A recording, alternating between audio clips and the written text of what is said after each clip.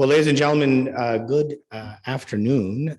It is a very special pleasure and an unusual one to welcome you here. It is unusual both because this is the first time really we've been convening here in 2 years or maybe more, and also unusual because this event is in person only.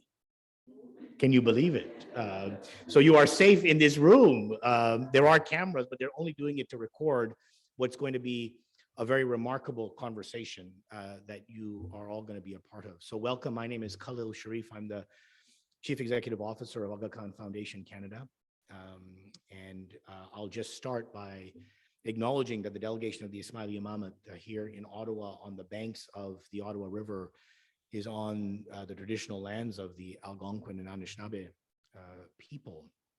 And those of you who know the history of this part of Canada know that this place where the three rivers meet was for centuries a place where the ethic and practice of hospitality was conducted by the Algonquin and Anishinaabe people, because Indigenous people from a very large radius would come here on an annual basis in the spirit of exchange and encounter. And in a sense, we are seeking, at least aspiring, to carry on that great ethic and tradition, even in the conversation we're having together, coming together in the spirit of exchange and relationship here in the pursuit of ideas that might lift our collective horizons for a more peaceful and prosperous and pluralist world for all.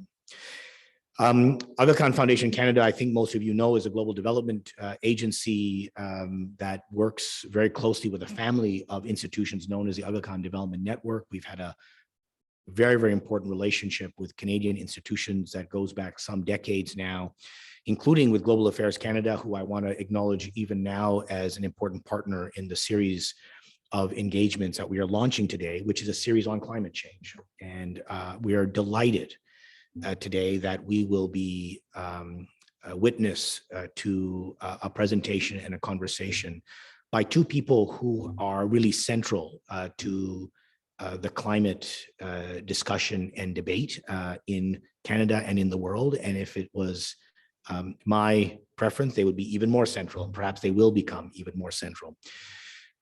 We have with us today James Mwangi, who is the executive director of Dahlberg, which many of you will know is a very important global consultancy, social enterprise, think tank, analytical engine for those in the world seeking to have real impact on the quality of life of important populations.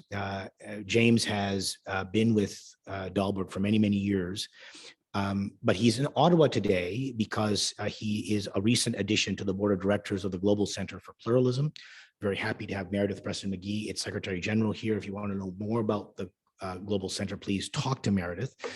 This week, the Global Center is hosting its the award winners of its biannual Global Pluralism Awards program. There are 10 awardees from around the world who are examples of pluralism in action. They're here in Ottawa this week, and James is here in his capacity as a director of the center to join in that week's set of deliberations. Again, if you want to know more, do talk to Meredith about all of that. But we've taken advantage of James's presence here to invite him to really brief us on, I think I can say, his life's work now. He has come to a certain set of conclusions about climate action and its role as an engine for economic opportunity in Africa, and the role that that might play not only for Africans, but for the world. And we were so excited by the line of inquiry that James had inaugurated that we asked him to come and spend some time with us, laying it all out. To moderate our discussion and to engage in a conversation with both him and amongst you, we have Sue Szabo, who is at Global Affairs Canada, Director General for Innovative and Climate Finance, in charge of overseeing Canada's very significant climate finance commitments. Sue has a long career in development, and it's important. I want to say that she has a long career in development because Sue's starting point is really quality of life for people who are the most marginalized in the world. And that's a very important optique and lens that we're going to be taking to this conversation, the relationship between climate action and our development vision and outcomes. And that's the reason why we're so excited that Sue agreed to be with us. Sue was previously with IDRC and then with the Ministry of Finance, but the pinnacle of her career was her years with Aga Khan Foundation Canada. And I'm delighted that we've been able to stay in relationship with Sue all these years. So with that very, very brief introduction, I want to welcome you all here today. I want to let you know that this is going to be the first of a series of engagements we'll be having on climate. Next month, we'll do something on nature-based solutions. We'll go and we'll restart in the fall in September, October, and November. If you don't think you're on our email list, you may have been cut off for conduct before the crisis, but we are turning a new leaf. We are ready to look past all your previous behavior and all this. And Paul or Uju, who are both in the back, can take your name and email address and make sure you get back on our list in the meantime. So welcome, it's a delight. And with that, I'm going to hand it off to Sue and to James. Over to you.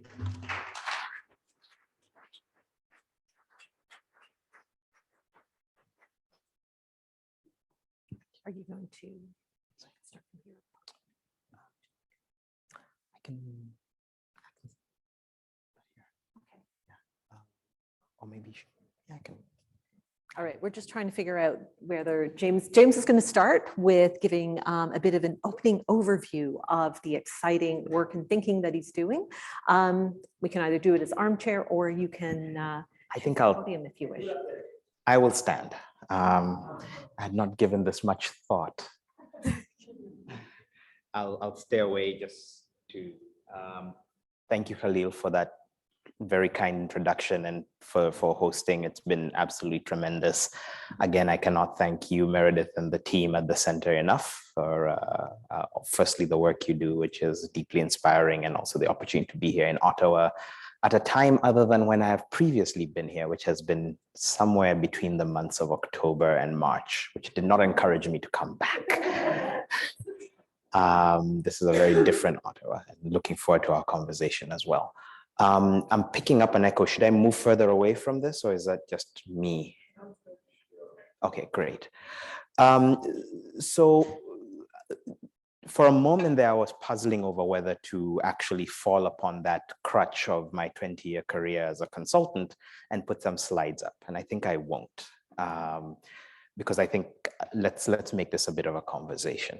And where I'll start is my own journey into climate. Let me move in front of this.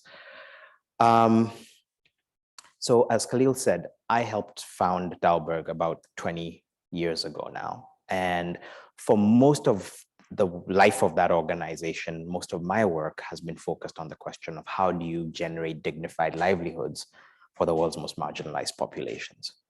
I had colleagues who were deeply, deeply focused on how do we build a global economy that actually works within planetary bounds, right? Those things are not necessarily incompatible, but they're two very different ways of looking at the major global challenges of today. And if you were to think about Dalberg as being divided into two political parties, roughly speaking, I would have been the one in the party that says, if we need to burn a little bit of coal to raise a few more tens of millions of people out of poverty in India, well, you know what? They've incurred very little of the emissions debt of the planet today, so be it. I no longer believe that, certainly for Africa, and I'll tell you why through this conversation. And I'll start with a recognition that there is a moral justice argument that says the world's poorest people, almost by definition, have had very little to do with creating the climate crisis we find ourselves in, right? Generationally and individually, they have limited carbon footprints and are sitting at the end of very limited carbon footprints among their ancestors and predecessors. At the same time, they're facing the biggest impacts of climate. And once you've spent time, as I have, trying to ask how much money could a smallholder farmer really make from rain-fed agriculture in sub-Saharan Africa? Or what can you really squeeze out of the oceans in fishing villages on the Pacific coasts? Once you've looked at that, you recognize that they are feeling the brunt and it's impacting their ability to even improve their lifestyles in whatever limited way today. They're bearing the brunt of it. Climate change is not something in the future. It's real. You can see the toll already, and you've been able to see it for most of the century already. And so there's a conversation that people typically have about Africa and climate change and climate action that tends to focus on the very legitimate argument that says Africa should be compensated for the loss and damage it is suffering and should be buffered with preparation through adaptation and resilience building for the damage to come. That is correct. That needs to happen. That's not what I'm here to argue today. What I'm here to argue today is that if we look at the challenge before us, and that is the challenge of staying below 1.5 degrees, or frankly, getting back to 1.5 degrees, because we're almost certainly going to overshoot given where we are today, then there's a critical group of countries currently ignored in the grand equation of the global kind of carbon budget, except to say, well, just stay where you are, don't do any harm, you're not really emitting much, that need to move from the periphery of the discussion to the core in ways that create new opportunities for livelihood creation, economic transformation, and a model for the future we could create. I'll quickly rush through the rest of this and get into question and answer. Basically, the logic is this. Africa, and again, when I say Africa here, any country that's neither in the OECD nor in that exciting area that the capital markets like to call emerging markets, where you're pumping in money, the world's factory today, right? If you're not in either one of those two buckets, you are either, most likely you are an African country, but there are a few other places where your carbon footprint is limited and there's not much going on economically. So think of them all as a bucket, but I'm gonna take home bias and say Africa. Africa has ample supplies of land that's being relatively, relatively low productive use, an untapped labor force, again, earning very little return for a lot of toil, and massive, truly massive quantities of untapped renewable energy. You put these three things together, and it means that you could play a very critical role in the race to zero for the planet in three ways. The first one is avoiding carbonizing in the first place. So focus on African consumption and production. There's going to be 2.5 billion people on the African continent by 2050. We don't change anything, there'll be 18% of the global emissions burden, really driving that overshoot and accelerating with every passing year because there's more of them every year and they're getting richer. Not as fast as we'd like them to, but they are. Right? So that's the first thing. How do you avoid going carbon intensive there? That's some of the best investment in carbon mitigation that you can make anywhere in the world, because it's a lot easier to stop a coal plant being built in the first place than it is to shut one down once it's operating. And that means giving them alternatives. We can talk about how you do that. The second way is, if you do that, if you have a continent that's really committed to green energy, really committed to green production methods and green consumption methods, why wouldn't you make that the new factory for the planet? Why wouldn't you reduce the real emissions that we all deal with every day, right? All of us are wearing carbon emissions from all over the world. We're carrying them in our pockets. We say China stop emitting, but guess what? Most of the stuff that China is making using those emissions ends up in the pockets of people in Canada, the United States, and Europe. If you instead said, can we shift some of that production or some of the incremental production to places that are green from the start, you create dignified jobs, you diversify global supply, you avoid some of the strategic challenges we're seeing in the world today, depending on where you're sitting. And importantly, you create a race to the top rather than a race to the bottom in terms of energy sources. You convince a country like Bangladesh that, hey, we need to accelerate the greening of our grid, not because of our carbon commitments, but because that next H&M factory, well, we shouldn't do H&M because of the fast fashion bit, that next clothing factory isn't going to come here. It's going to go to Ethiopia, which is 95% renewable. There's a third area, which is if you agree that we've overshot, and the scientists have told us we have locked in overshoot, we're not going to get to 1.5 degrees without a massive new industry. That's the industry of carbon removal and climate restoration. It's a controversial area. People have said it introduces moral hazard to even talk about it. My argument there is we need to talk about it the same way that introducing airbags and seatbelts is not an excuse to drive your car into a wall. So we need to cut back our carbon emissions radically, but we also need to realize we're gonna need that seatbelt and those airbags. And that means a massive focus on removing carbon from the air. The most obvious way to do that, preserve and expand some of our natural carbon sinks. That's fast, that we should do now. Over the next decade, we could do a lot there. Not just protect the forests that we have, but expand them.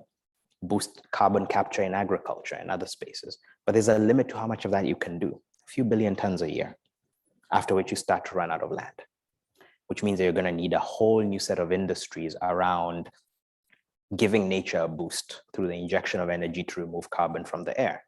People tend to dismiss that as well, the global north kind of doing its thing and trying to ignore the nature, going further and further away from nature. And we should stick to green and ignore chrome. But actually, we're gonna need to have green and chrome. And if you agree that all of those technologies, if and when they do get to scale, will use energy, then I'll tell you where you can't put them. You can't put them in any country where A, you're not using renewable energy to power this because you're taking 2 steps forward and 1.5 steps back. And B, where that renewable energy could be used for any other prevention of emissions. So if you've got any emitting power in your country, guess what? Shut that down first. Don't run a carbon removal plant. Use that energy to replace your emissions, which means you're looking for places in the world with massive renewable energy capacity and no existing emissions to abate. Sounds like my home continent. Put all of that together and you end up with a vision for the African continent that says these are not climate victims, the youngest continent, because it's also an intergenerational crime, climate change. So most of the youth are in Africa. They're also the largest population that's gonna feel this hit, and they're the ones that have contributed the least to creating the problem. It's very easy for that to become a toxic victim-perpetrator dialogue. But it can also become a mission for the world's youngest workforce. You are uniquely positioned to transform the planet. You have the tools, you have the resources, and the world will invest in you if you commit to doing this. And you just need to take 150 gigatons of carbon out of the air, but charge everyone a good, fair amount of money for doing it, which is the exciting part. Maybe the last thing I'll talk about is I think about, the race to kind of building a truly advanced and integrated economy as kind of like a 100-meter swimming race, right? 50-meter pool, you swim to one end, then you swim back to the other. And let's say that at the end, at the 100 meters, you have a decarbonized kind of sustainable industry within planetary bounds. It's meeting individual needs and wants, but it's doing so in a sustainable way. At the 50-meter mark, the other end of the pool, you're emitting at maximum rates. You're getting some production, yes, but it's really bad for the planet. It's not sustainable. If you divide the world into 3 categories, countries like Canada have touched the 50-meter line and are starting to come back, right? They were pretty fast out of the gate, all right? And they've reached peak wealth and they're now coming back trying to decarbonize their local consumption. I see people riding their bicycles, adopting, I've seen a few Teslas around. It's fantastic. We're on our way back. China, India, Vietnam, Bangladesh, South Africa, they're picking up speed. They're right behind you. They're picking up speed, swimming towards touching that 50-meter wall. They're still increasing their emissions. Then you have Africa, just off the starting line, struggling with our stroke at the about 50-meter mark and saying we need to catch up. Except that if you study the rule book, no one actually said that to win the race, you have to touch the other wall. So if we just turned around where we were and swam back the other way, it's unfair, but hey. And so that's the thing I'm here to pitch, is we need to recognize that there's a massive opportunity for the planet in helping Africa cheat and get to the finish line of a truly sustainable and harmonized industrialization first. And welcome a conversation about how that would happen and how some of the levers I talked about kind of break down in detail. Thank you.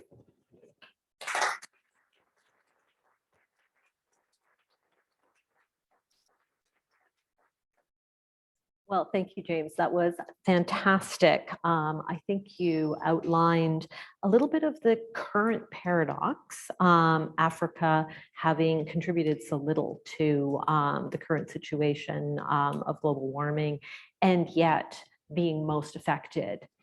But you didn't spend very much time there, of course. You took us right into this very compelling vision. But I'll say you also created a little bit of a future paradox in a sense, because there is that question of, potentially Africa could have the biggest impact in actually helping us to solve the planetary crisis, but we need to shift the perspective. And you outlined 3 really big ways in which that perspective might need to shift. So I want to push you a little bit on those different elements that you've outlined. And, first of all, you talked about, avoiding carbonization in the first place. And I think, in some ways, this is kind of like what we talk about in other sectors. Prevention is better than the cure.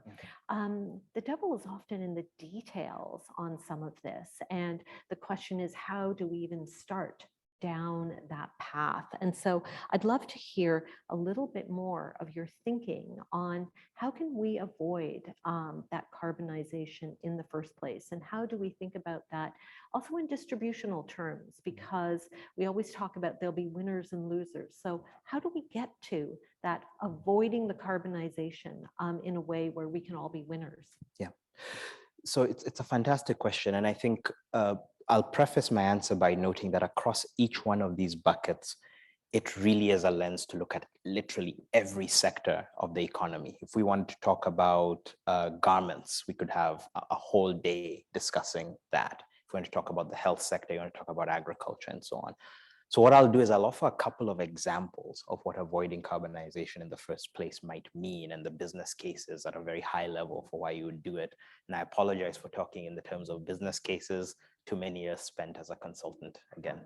But there's a moral case that you might hear embedded in there as well. The most obvious thing that people tend to anchor on is energy access, right? The average African has about less than a 20th of the amount of energy available to them as a citizen of the OECD in terms of usable energy outside of thermal from burning biomass and so on. And if you draw a line in terms of amount of kilowatt hours available per capita and GDP per capita, and you distribute countries on that 2x2 on that graph, it's a straight line. Right? It's almost a straight line. By definition, if you have what being wealthy means in the purest sense is you have a lot of energy to do the things that you need to do to get you from point A to point B, to allow you to play Fortnite on your Xbox, to allow you to heat your house or cool your surroundings as you see fit. And so you need to talk about energy access. On energy access in particular, a big priority across Africa is to get universal energy access by 2040. Mm-hmm. You look at the numbers behind that, and they're actually already pretty ambitious. They're saying Africa will only double its emissions from energy or from power generation, while more than tripling the reach of its grid. I may be getting the numbers slightly wrong, but it's something along those lines. It will be more efficient than it is right now. We looked at it and we said, well, this was done with the assumption that actually, yeah, you're gonna kind of need to have to still use coal and gas and so on. And it made a bunch of assumptions about what those costs would look like. So for example, in the old modeling by the IEA, it assumed that solar prices don't change that much between 2020 and 2030, right? That is patently absurd if you just look at what's been happening on that trajectory. So we tried to put those assumptions in. It turns out that you could get to universal coverage with quality electricity by 2040, even earlier, because it's faster to build renewables, just as a general rule. You could do it in a way that allowed for power to be cheaper to the average citizen. And if you're willing to accept a 14 or 15-year payback period, you'd get back all your money and then some. And remember, after you've paid back the original investment in renewables, no one's charging you for sunshine or wind or hydro or geothermal. It comes free from the planet. And so the economics of it make a lot of sense. The only problem is it costs about 50% more upfront. And that is a problem of global capital allocation. So $1 trillion to get every African a basic connection to some form of electricity by 2040, if we do it using business as usual, $1 trillion with a T. $1.5 trillion if we do it in a way that actually halves the total emissions from energy generation on the continent, actually cuts them while increasing coverage.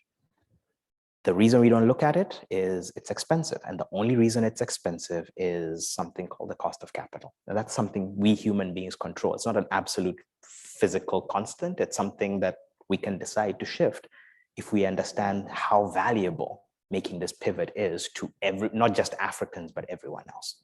So that's one example. The other example I'll talk about a little bit closer to home, the biggest category of emissions in most African countries today is from deforestation caused by cooking, gathering the biomass to cook. That's the biggest source of emissions in most African countries. It's a leading cause of deforestation. It's also the leading cause of deaths from indoor air pollution, hugely concentrated among the people who unfortunately still spend a lot of their time both collecting that biomass and then cooking with it in the kitchen. So biggest killer of African women is charcoal and firewood, and to a lesser extent, paraffin and kerosene. Shifting to clean cooking methods and really focusing on renewable or sustainable fuels is equitable, it's profitable, it's good for the planet, and it just makes sense in terms of its potential total impact. And importantly, because a lot of African countries today have gotten to the point where they're planting enough trees to just hold the line, essentially, if you manage to get them off inefficient biomass, you'd suddenly be expanding forested area. Right? And so that's another area where already you're seeing some interesting opportunities. Those are two concrete areas where looking at what people consume on today, and I haven't gotten to how people build or how people transport themselves. But in each one of those areas, you see massive opportunity to invest early, get a return, but actually set the continent on a very different trajectory.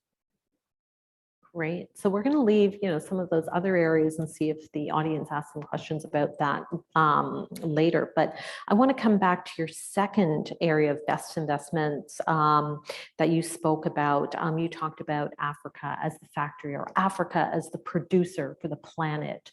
Again, assuming that there can be the renewables that will allow that to go forward and meet needs, but also be doing that in a much lower carbon way. And given that the world is not likely to let go of its consumerist tendencies anytime soon, I think that is a very pragmatic way of looking at the world. But maybe let's go to some of the other points you made too about Africa having the land, having the potential renewable energy to something that's consuming the world right now, pardon the rather pun there, food security and the challenges that the world is facing right now, and realizing just the kinds of dependencies as well, not just on food, but on fertilizer and inputs that we've inadvertently perhaps created. How can you think about Africa in the kind of vision that you have, being a supplier to the world in this way? And does that link at all with some of the challenges that we're seeing right now on the food security side? Yes, it does, is the short answer. I think agriculture becomes one of those critical battlefields. The bad news / good news is it's hard for African agriculture to underperform any more than it currently is, due to no fault of the farmer, who is the average African farmer, is one of the most hardworking human beings on the continent. She is squeezing $1 out of 5 cents every day. But in terms of the productivity from the land, in terms of the effect on the land, it is, we start from a low bar. So there's a lot of potential upside. I'll start with one area of opportunity that I think is pretty straightforward. In many parts of Africa, the soil is among the most carbon poor in the world. And that's been a function of poor farming practices, deforestation, et cetera, the whole range of reasons, as well as just where it started from. And there's increasing research, which I think needs to be accelerated, going into just what regenerative agricultural practices can boost soil carbon. Part of the beauty of soil carbon, depending on what kind it is some of it, once it goes in there, stays in there for a very long time. And so just figuring out what are those practices that we need to roll out, some of which can tend to be a bit labor intensive, but that's fine because smallholder means lots of labor per unit of land. Can we actually begin to value the increase in soil carbon that we might be able to realize from changing in our agricultural practices? Can we get some gain? I know that organizations like the 1 Acre Fund and others are starting to really push their farmers to plant trees and intercrop and other regenerative practices that, again, increase the amount of carbon sequestered either above ground or below ground on their plots of land. And then we get to the agricultural input side. There's been this whole push saying, well, we should maybe, regenerative agriculture, we should use less chemical fertilizer and so on. And thanks to events elsewhere in the world, suddenly the market is also sending a signal. You may want to use a little bit less fertilizer than you were before. How do we do that? Not as a reduction using the same old practices, but a pivot to new practices that could be even more productive, but which did not make sense if I could just buy a bag of Ukrainian fertilizer and get an apparently decent return. So there's something there about driving the pivot to that. But I think there's another opportunity. A good chunk of the fertilizer we add to our farms is urea, which is a nitrogen-based fertilizer with some hydrogen in there as well. Usually it's made using natural gas. And in itself, it's one of the biggest drivers of carbon emissions from manufacturing. There's a big push now, as many of you will be aware, to start generating hydrogen using electrolysis, so-called green hydrogen. And it turns out that if you have the electricity to do green hydrogen, it's not that big a jump to then create green ammonia and from that green urea. And so you could imagine a world where you're doing two things at once. You're reducing the amount of these additives that you're using on the soil, and you're going back to historical and traditional farming practices, and you're tracking the carbon in the soil and above ground and paying farmers for it. And at the same time, you're building big spanking new industries that are converting some of that God-given sunshine, wind, and geothermal into fertilizer, where you need it to drive productivity. And you're using that on your own lands, but you're also exporting it because thankfully, suddenly natural gas-based fertilizer just got very expensive. So there's a couple of ways to think about this that say, regardless of which angle you want to take on agriculture, there are ways to green it using the instrument of your choice, be it green or chrome. Fascinating. So you've managed to connect some dots there between energy and agriculture and different ways of using land. And I come back though to the swimming pool analogy, like you've just turned, only 10 meters in on that swimming pool. Really fascinating. So the third area that you talked about was carbon removal. You had also mentioned at other points when you were talking about there were some of these investments that really had a high upfront cost. You also talked about business cases. Tell us about the business case that could lead to being able to put up that high upfront cost so that we could move to something which, again, from a rational point of view, seems to be not just good for Africa, but quite frankly, good for the planet. How do you overcome some of those barriers? So I'll start with, I'll answer that with another paradox. So I'm from Kenya, and Kenya today, 10 years ago, Kenya had about 1.5 gigawatts of installed power. To give you a sense, New York City uses about 3 gigawatts, maybe a little bit more, just for the core metropolitan area. If you go beyond that, it's much more than that. But that was for the entire country of Kenya, was 1.5. It's now been doubled to just under 3 gigawatts of power. And the biggest driver of that has been that Kenya has become better and better at tapping its geothermal energy resource. So it's added about 1 gigawatt of geothermal energy in the last few years. That sounds impressive, but Kenya has 10 gigawatts of proven geothermal power available. We've got 300 megawatts of installed wind in a place called near an area called Lake Turkana. It turns out that Kenya's wind resource is in the 99.5th percentile, its terrestrial wind resource in terms of how it performs. What that means is that, a big problem with wind is sometimes it blows, sometimes it doesn't. We happen to have a place in Kenya where you've got about 5 gigawatts of potential of wind that just rain or shine, that wind is gonna be there every day. Power producers love that. You could do 4 or 5 gigawatts just of that wind. Kenya is on the equator and it doesn't rain very much and it's not super hot. So it's not very cloudy, particularly in the upraised highlands. That means if you stick a solar panel in Kenya, if you took a solar panel off a roof in Germany, not to pick on Germany, and you put it on a roof in Kenya, you would between double and triple your energy yield from the same solar panel. So I come back and say the fact that we doubled from 1.5 to 3 gigawatts and stopped there raised the question, why aren't we doing more? And the answer turns out to be we can't afford it. And why can't we afford it? Because we built out this energy and industry didn't come to use it. And because the way that a developing country has to get power built is they have to promise to buy every unit of energy that's produced no matter what, it means that the average Kenyan pays more for power, about 3 times more for power than someone in the global north, despite the fact that energy should be functionally free given these resources. And the reason is for every unit I use in my house, I have to pay for the 1.5 units that I'm not using as an average Kenyan. Literally every night, we vent about 1.5 gigawatt hours of power, and we can't build to reach everyone because we can't afford to build more, and we can't afford to build more because we don't have the industry to use up what we've got, and industry won't come because power is so expensive. It's the ultimate wicked trap, right? And it's all about anyone who's read Hariri's books about the narratives that we tell ourselves.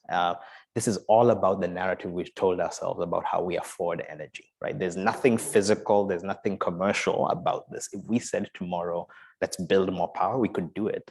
But we've said that Kenya cannot afford more power, and so we cannot afford more power. So what you could do, right? And now I'll come to, and sorry, it was a bit of a detour, but I need to understand the paradox of many developing countries is the power is expensive because no one is using the power. It's the reverse of supply and demand economics. Now, to change that, you need big users of power to come on stream at the same time as new power is being brought online. Actually, that's a way to get more power available to the average person. The way you lower the cost is you actually bring in more demand. The problem is there's a lot of industries that are hard to move. One industry that's pretty easy to move because it doesn't exist yet is direct air capture. It's one of several industries that we're looking at, others being green hydrogen, green steel, and so on. But this is an easy industry to move because you're not really moving it, you're just starting it there. And you don't need to move any product, you just need to show that you're sticking the carbon in the ground. And the reason why it makes sense to do this kind of industry in a place like Kenya and not in a place like Iceland, for example, is my whole point about 2 steps forward, 1.5 steps back. Places in Africa, among the few places in the world where you can have almost limitless access to clean energy, almost limitless geological storage capacity, and no competing use for that energy today. And indeed, what you're doing is you're lowering the cost of energy for someone trying to start a small business or launch a new enterprise at the same time as you're sucking carbon out of the sky. It's a win, win, win, win. So I mentioned at the beginning, that we have a current paradox, and, part of what your vision is outlining some of these future paradoxes. But I have to say that example really just took me to that, the future paradox of why something that makes such eminent sense, why should it be so difficult to actually move there? Why do we get caught in some of these wicked traps? So it brings me to a next question then about sequencing, because you've just laid out so many different kinds of possibilities in different sectors, at different timelines. What do you think? What can you tell us about how one would start actually sequencing some of these things? Because the bandwidth might not be there to do the big bang. What have you looked at in that respect? So I think we have to go where the opportunities are, but also recognize, that some races haven't really picked up speed yet, and you should join them early as well. I think really in terms of maybe 3 horizons. There's a first one that says, as a planet, we need to get more serious in the climate governance discussions about creating value around avoiding emissions or removing emissions that have already been emitted across countries. And the systems we have today, just frankly, are not yet working well. They're not well understood. They're not driving behavior on the ground. If they were, the average farmer on the margins of the Sahel would know that if I want to increase my income a bit, here's what I can do to boost the carbon uptake of my farm or to reduce the deforestation effect. And this is how it'll come back to me as a payment or some way to send my kids to school or something else. Instead, we approach some of the most resource poor people in the world with a narrative about do this, it's good for the planet. Usually we'll fly their business class, invite them all to a village and we say, you all should, because it's good for the climate, good for the environment. And they raise their hands and say, well, will this put more money in my pocket or more food on my table? And we say, eventually nature, if you look after it, will look after you. And then we get back on our planes and fly business class again and emit more just to deliver that message than that entire village will emit over the course of the next growing season. We need to shift that and say, do we really value this type of activity? And thus, can we transfer value to people who engage in it? And so the first wave is let's focus on the farmers. Let's focus on the stewards of the land. Let's focus on the stewards of mangroves and so on. And let's create clear and accessible carbon market signals. If you show me someone who's earning good money from the carbon markets in Kenya today, I'll tell you a few things about them before I even face them. I won't even turn around. They are white, they are male, they are rich. Because they understand the carbon market, they were able to bring in a consultant to value the carbon on their large land holdings, and they were able to place those in the market, right? If you could unleash the power of everyone else to play in those markets, you've already made a big leap and you begin to activate a more inclusive approach to this. The second tier is some of the big new industrial spaces that are already picking up momentum. There's a joke that you can't throw a stone in one of the hotels in Namibia or in Santiago in Chile, or even in Kenya increasingly, without hitting 1 or 2 people with a briefcase who are here to maybe take a look and see whether they could do green hydrogen. It's all very quiet, but everyone knows that there's a little bit of a quiet gold rush starting to pick up momentum.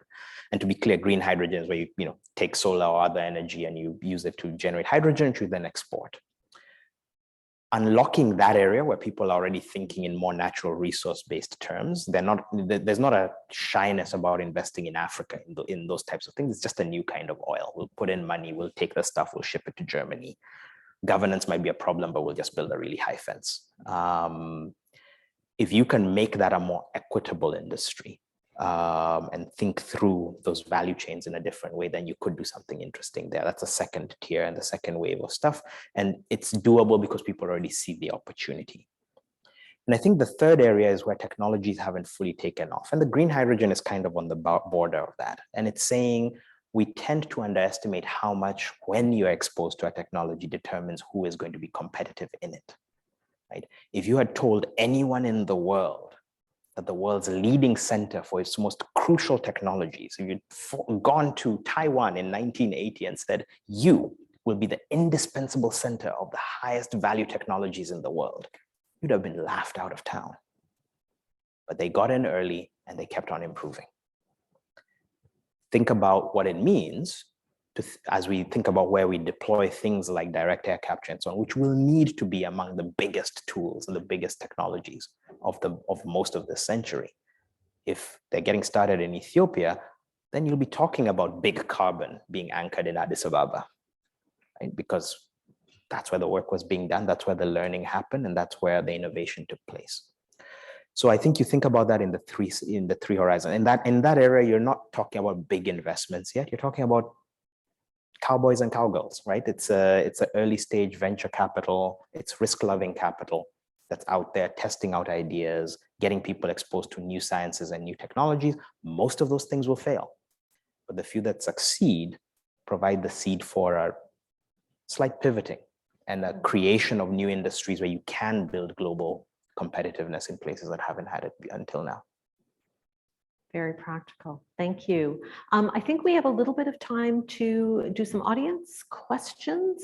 Great. Much as I haven't had a chance to ask all my questions yet because I do have quite a few, but let's open it up. We've got some microphones, and if you just want to raise your hand, and just when you do ask your question, if you can just state your name and or affiliation if you wish, and that way we can just move to some ideas and comments and questions from all of you. We have someone here, please. Hi, I'm Nora. I'm from the CTF, FCR, the Canadian Teachers Federation. And I was just wondering, what do you think is the role of education on climate change and kind of reevaluating the way that even young people in some of these like developing countries view their own development and the possibilities of what could happen in green energy and all of that? Why don't you go ahead, and if others want to just think about your questions, James, why don't you start with that? Yeah. So I think a critical shift that's happened even in my own thinking is one thinks about climate change differently if your analogy is we're trying to stop creating a problem, and if we stop creating it, it'll go away, versus we have a massive problem that we now need to solve. In one version, it's a message of abstention only. Right? It's stop doing the following things and so on. And so education becomes about imputing some values, and it's doing a good job in the global north of doing that, right? Perhaps sometimes too successful, because Greta says we're not coming to school on Fridays because we need to get you all serious about reducing the carbon intensity of our environment. But I think that's an insufficient response. And I think everywhere now we need to be moving towards equipping a generation with an understanding of the things that are going to have to be massive parts of their lives going forward. It's not going to be enough to ride a bicycle everywhere and avoid fast fashion. It's good, it's useful. You're not making the problem any worse, but we're going to need to master the earth sciences in a very different way. We're going to need to think about physics and chemistry in a very different way, and biology in a very different way.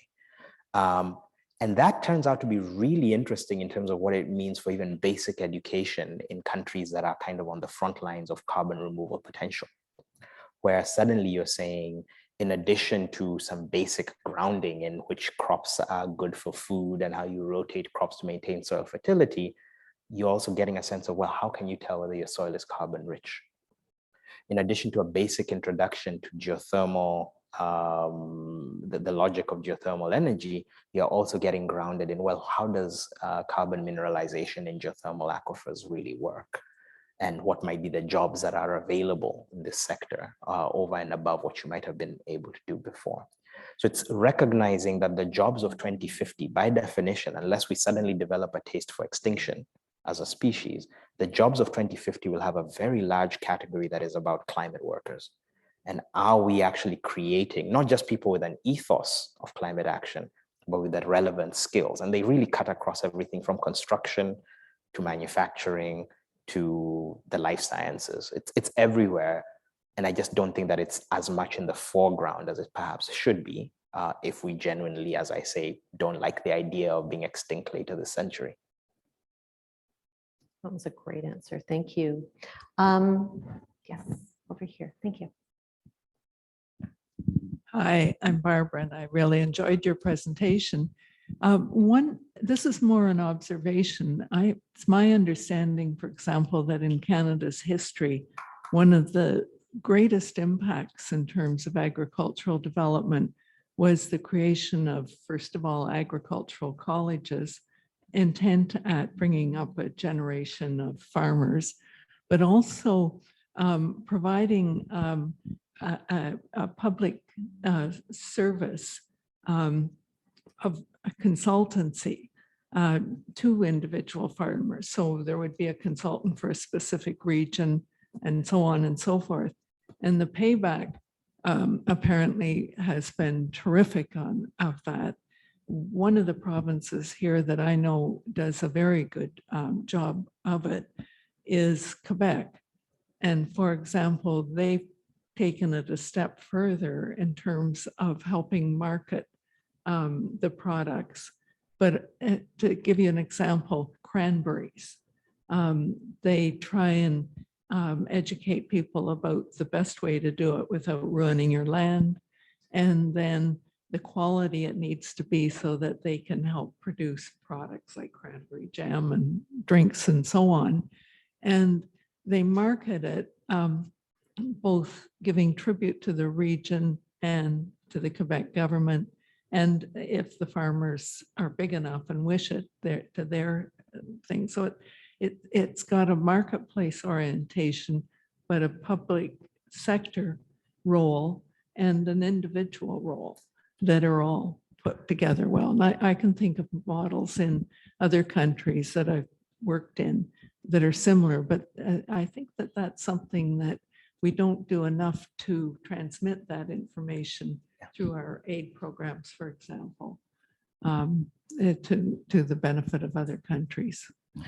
Yeah, and if I could tie this to the other observation, and Barbara, that's spot on. The role of agricultural colleges, both as spaces of training and hubs for extension programs and so on to boost productivity, is very clear and has been powerful, not just in Canada, but even in Kenya and place in the developing world. The same.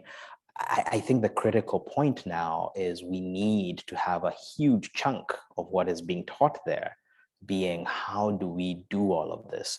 Not just in a climate smart way, which tends to be about let's not do too much harm, but how do we think about maximizing our climate benefit? And that probably means figuring out how to make that pay. And think about that not just for farmers in Quebec or Manitoba or Saskatchewan, but also in Senegal. Right? How do you send the same signal to anyone working the land anywhere in the world that says, if you adopt these practices and you have the following result, both the tasty cranberries or the lovely millet, which is great, eat it, but then also a particular level of carbon yield or improvements in carbon capture in your soil or on your land in one way or another, that will translate into an economic benefit for you. Exactly. Exactly. Mm-hmm.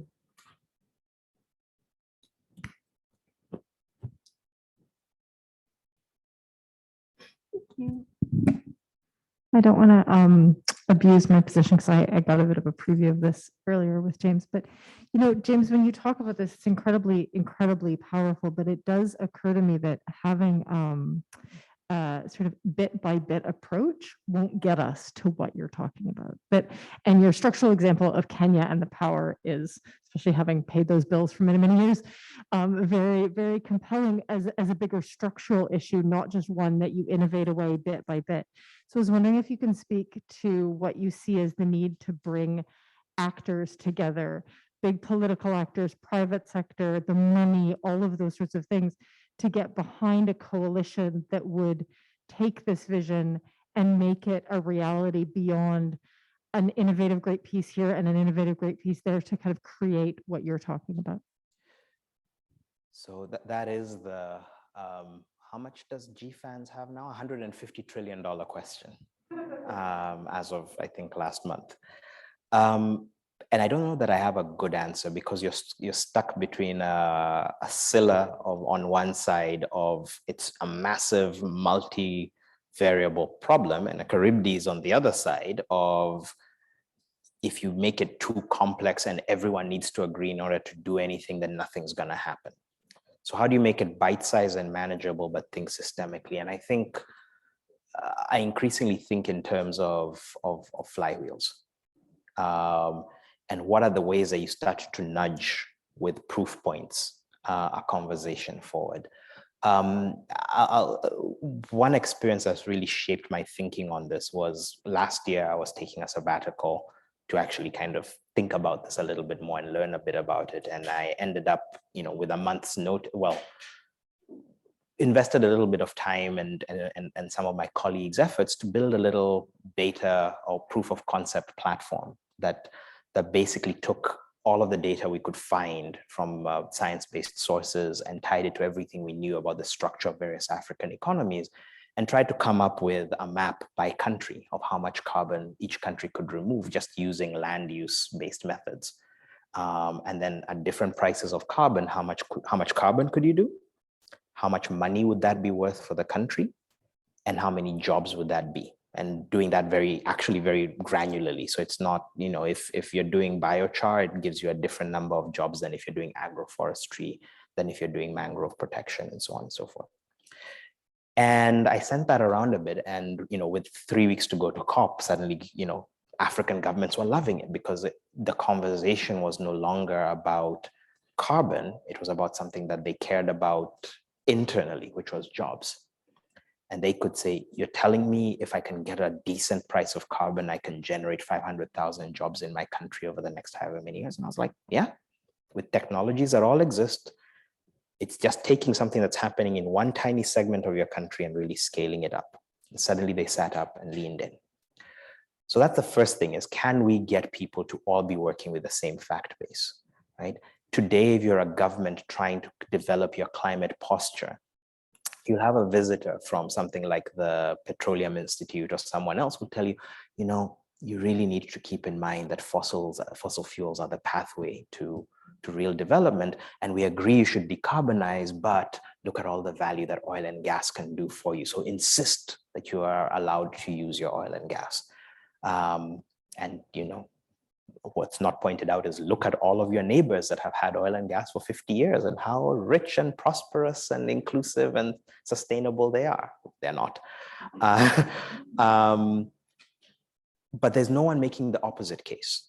There's no one actually saying, or not even the opposite case, I actually don't mind that African countries export oil and gas. Like, they're going to be a tiny portion of it anyway. If someone's going to export it, it might as well be the people who haven't exported as much yet.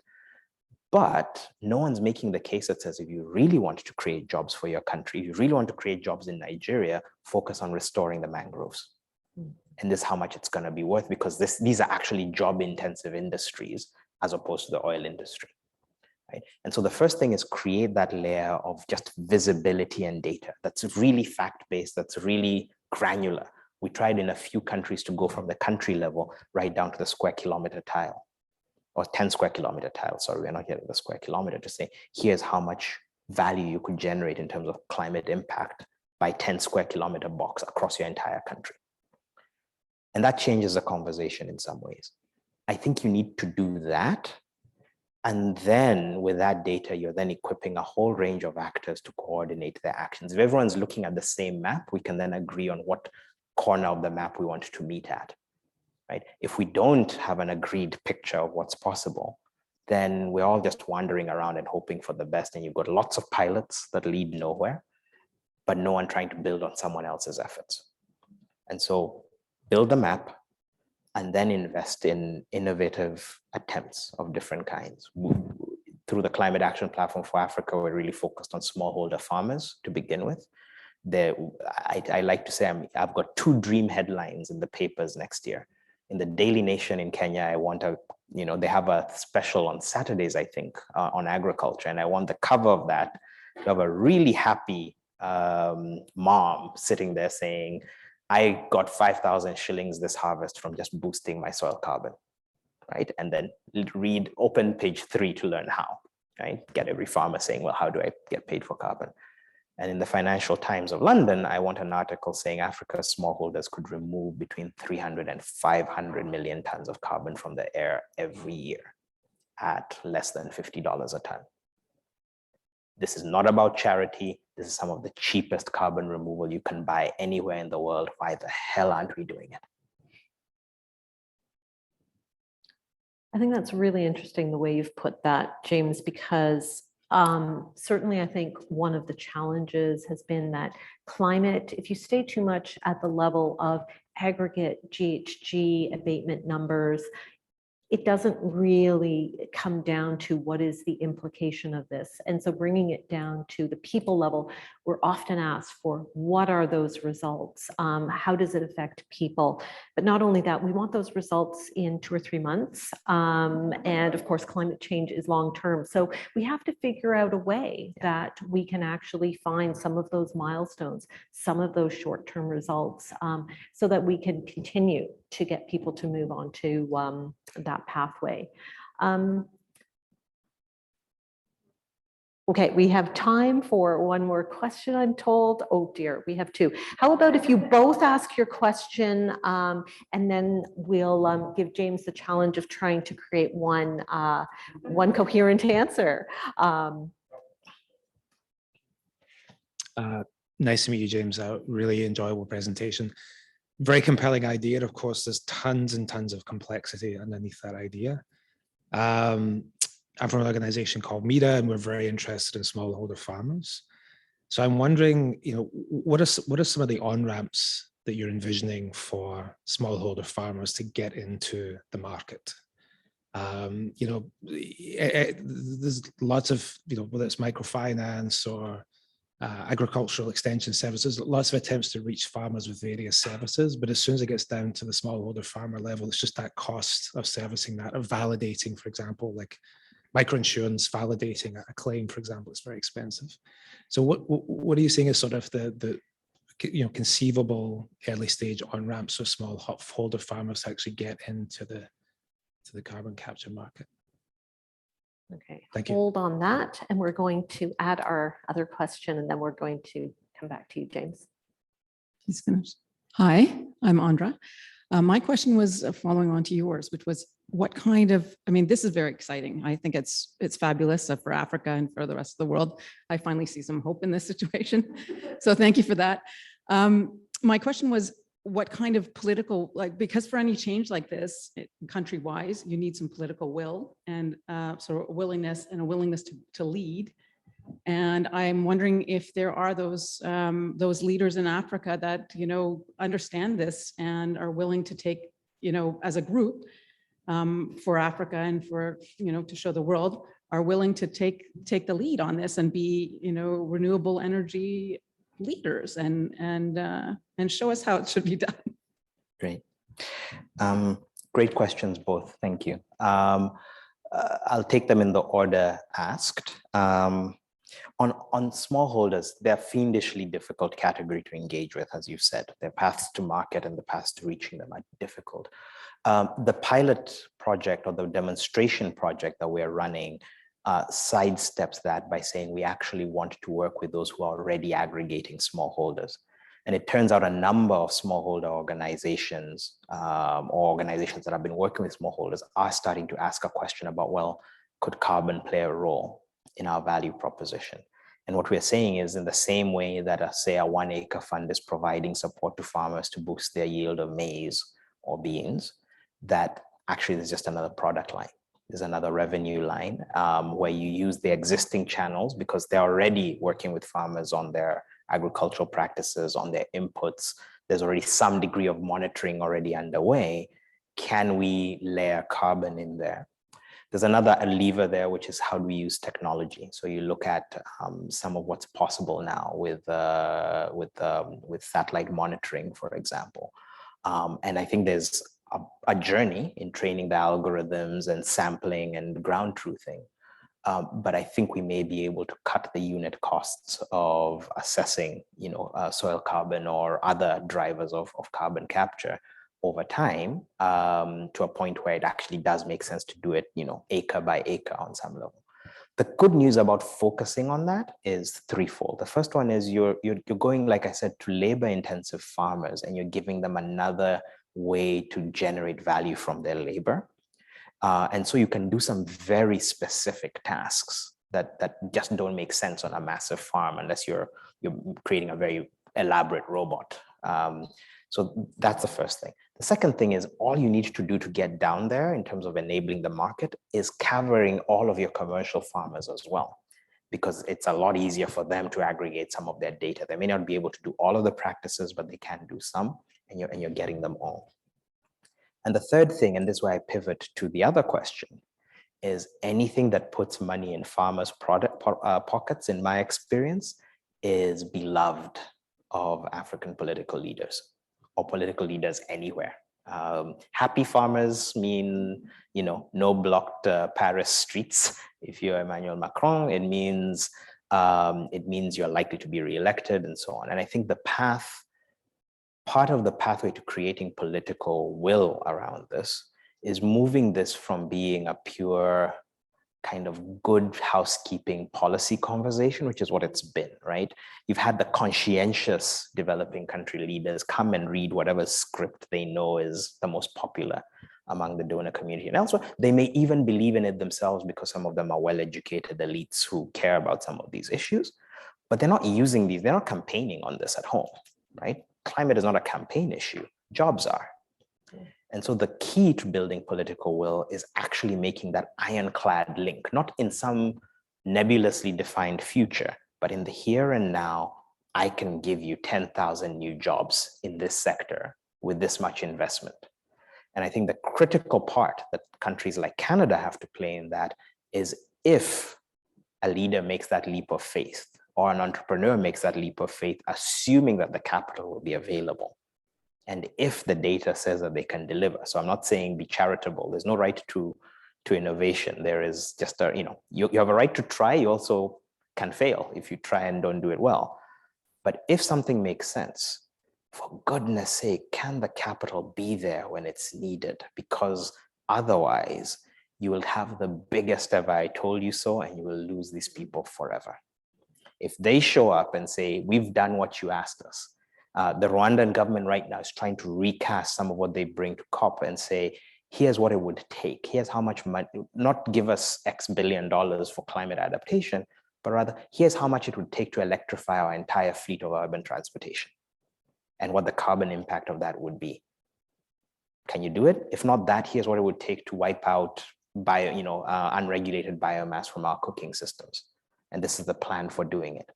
If these costed plans show up, the other side of the table has to show up as well, ready to do business. And not just say, well, maybe, but actually, yes, but we'll cover half, or we'll do 10% now. Like there has to be a yield, because if the market doesn't clear, you will lose the people who took that leap of faith, either because they'll be eliminated from the political system for having fallen for this BS, or they won't try it again because once they've been burnt, they don't care anymore, or they're not going to risk it again. Thank you, James. I think that was a fitting kind of last question and last answer that really brought together both that political will from one side, but on the other hand, there's a political will needed on the other side as well. You've really laid out a compelling vision. And I think it's not just a vision for Africa, it's a vision for the planet. And I think more than that, you've also really showed us how climate and livelihoods, it's all about the people. And how we can all benefit from that. And I really appreciate the fact that you've underpinned this vision by such practical, analytical numbers. There's legs underneath this vision. And I think, I hope this is actually the first step in a conversation, because clearly what you've showed us is there's a lot of opportunity. And there's no more good excuses not to go out and seek out those opportunities. So thank you so much. Thank you.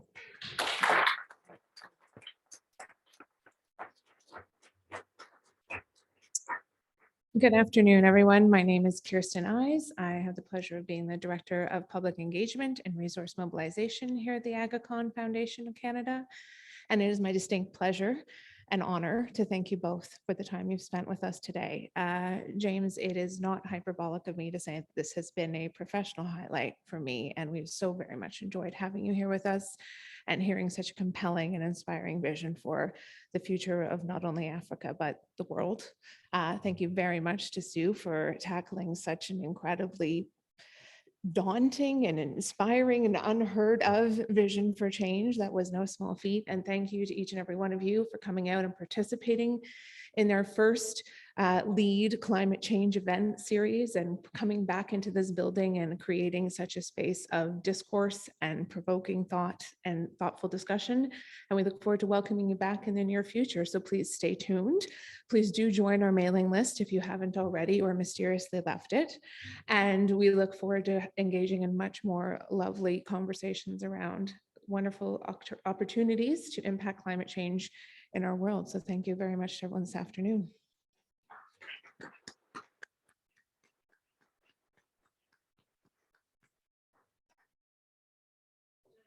Wrap up for today. My name is Obianu Harbor, and I work here as the events officer. And I want